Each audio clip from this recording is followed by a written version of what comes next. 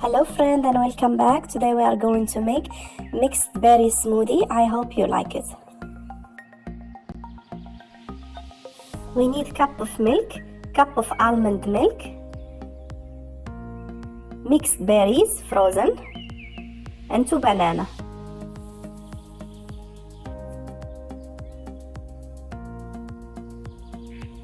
We put everything in the blender.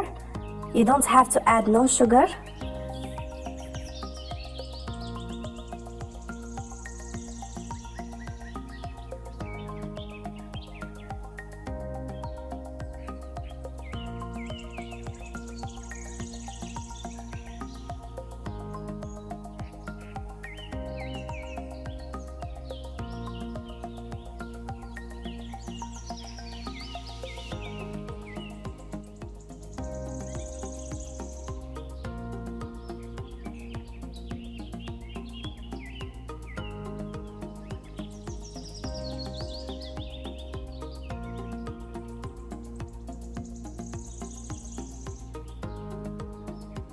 Now our smoothie is ready. I really hope you like it.